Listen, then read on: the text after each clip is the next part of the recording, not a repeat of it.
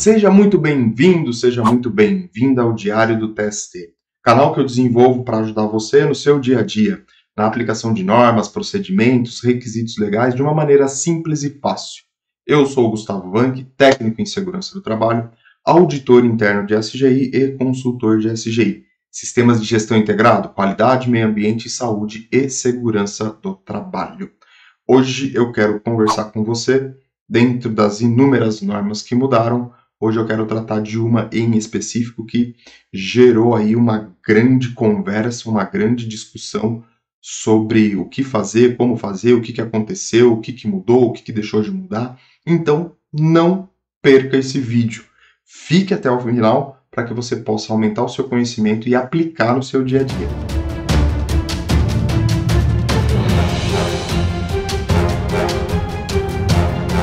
Que norma é essa que mudou, que causou tanto alvoroço, tanta discussão dentro da segurança do trabalho, principalmente com nós, técnicos em segurança do trabalho?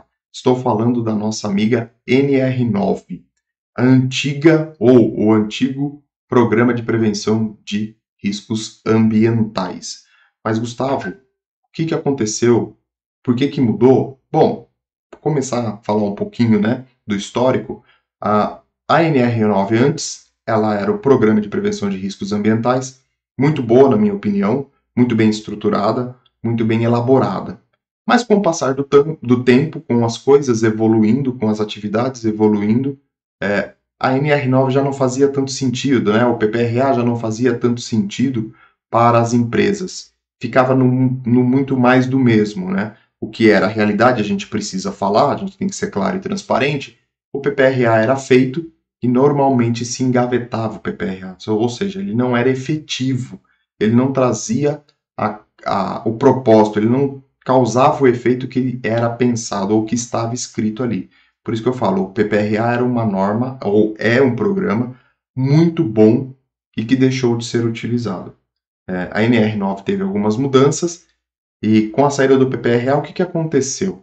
Teve a substituição, a alteração da NR1, que é o famoso Programa de Gerenciamento de Riscos Ocupacionais, que também é uma norma que está sendo bem falada, bem discutida, bem comentada, porque está gerando muitas dúvidas ainda. Apesar de estarmos no mês de abril, mas está gerando muitas dúvidas ainda. E eu acredito que vai levar um tempo ainda para o pessoal conseguir, ou para as empresas conseguir entender qual é a real efetividade dessa norma e começar a aplicá-la de maneira mais adequada. Sim, existe uma grande parcela de empresas que já entendeu e entendeu porque tem a ISO 45001 implantada ou a OSAS 18001 implantada dentro da organização, que é o Sistema de Gestão de Saúde e Segurança do Trabalho. Então, ficou um pouquinho mais fácil. Essas duas normas já tinham esse conceito que o PGR está trazendo.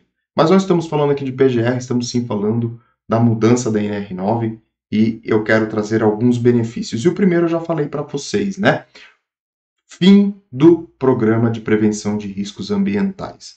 Primeira mudança, primeira grande mudança, e que tirou, sim, sono de muitas pessoas, deixou muita gente com o cabelo em pé. O que eu faço, o que eu deixo de fazer, como é que eu vou tratar isso, como é que vai acontecer se eu já não tenho mais o PPRA, como é que vai ser exigido.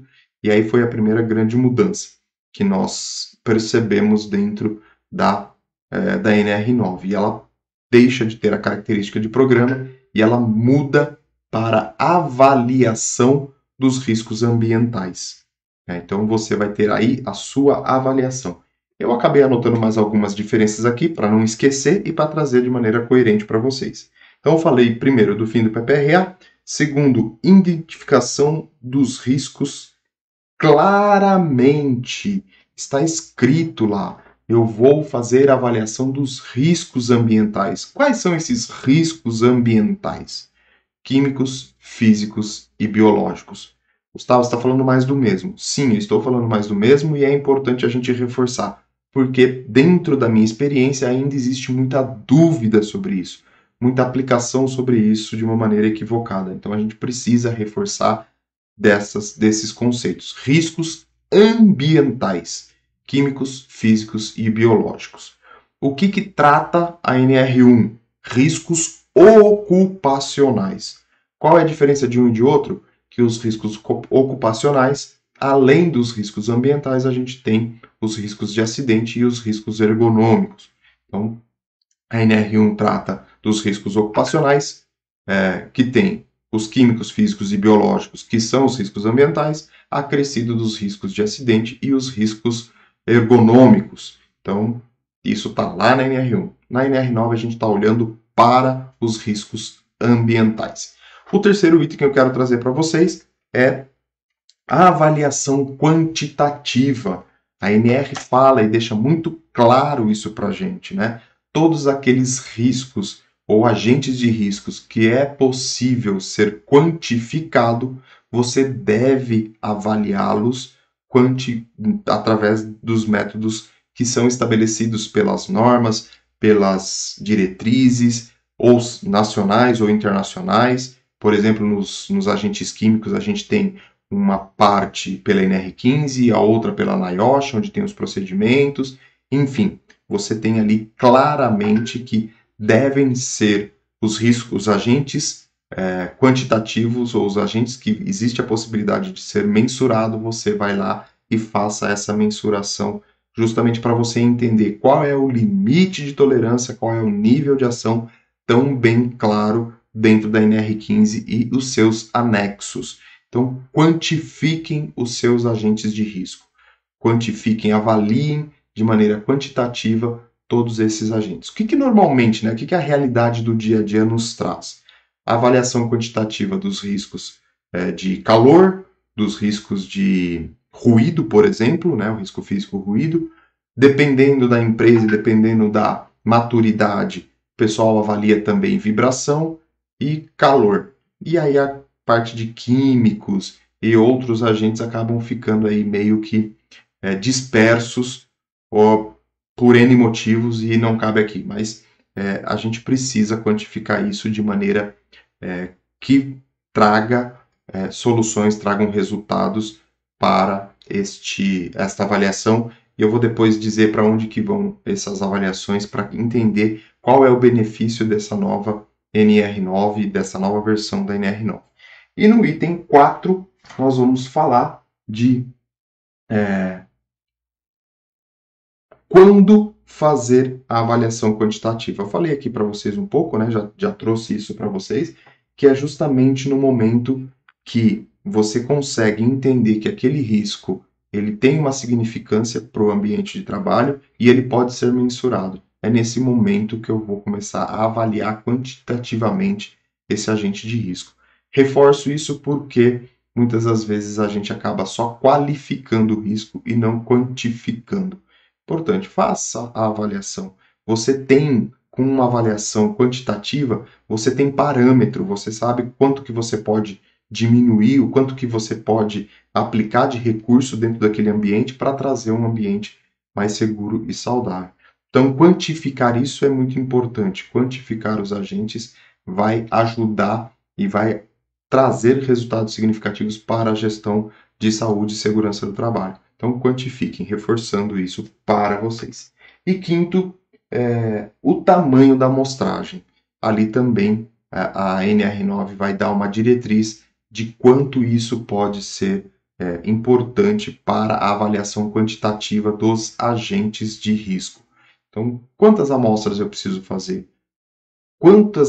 Qual é o tempo de cada amostragem? Então, ela vai dar uma diretriz, ela vai falar qual é a norma, não qual é a norma propriamente dita ali escrito, mas ela vai dar orientações para vocês buscarem como fazer essas amostragens. Será que eu faço uma amostra já está resolvido? E se eu fizer 50 amostras já está resolvido? Se eu fizer uma amostra do dia inteiro, ajuda? É isso? Então a NR9 vem olhar com esse olhar de avaliação, de quantificação dos agentes de riscos ambientais. Extremamente fundamental, ela não perdeu a importância dela, ela continua sendo muito relevante para a gestão de saúde e segurança do trabalho. Com base nela, nessas avaliações, que você vai conseguir trabalhar com a ANR1, conseguir levar os seus dados para o gerenciamento de risco ocupacional. Só reforçando, gerenciamento de risco ocupacional ele é compreendido pelo inventário de riscos, pelo programa de gerenciamento de riscos e pelo plano de ação. 3 ferramentazinhas que compõem este gerenciamento de risco ocupacional. E aí você faz o paralelo com a avaliação com a nova NR9, com o novo texto da NR9, que é a avaliação quantitativa. Se eu sigo ela, se eu estou atendendo a NR9, eu vou ter dados suficientes para elaborar o meu inventário de riscos de maneira detalhada, de maneira concisa, com relevância para a segurança do trabalho, para a empresa. Com esse inventário de riscos feito de maneira elaborada, de maneira adequada, com substância, você vai conseguir montar o seu programa de gerenciamento de risco ocupacional de uma maneira também concisa, relevante, que traz significado e que traz relevância, como eu falei, para a empresa. Afinal de contas, todos esses programas e o gerenciamento de risco ocupacional, eu costumo falar que é muito vivo. Vivo no sentido de dinamismo. Tudo acontece todos os dias dentro da organização. Então, tudo se muda, tudo acontece. Você tem um dia um trabalhador que não passou bem o final de semana, aí ele vai trabalhar e ele não está legal, e aí você tem algumas situações, e isso a gente tem que olhar com olhos diferentes, pensar no gerenciamento dessas situações, entender que isso pode acontecer e adotar as medidas de controle.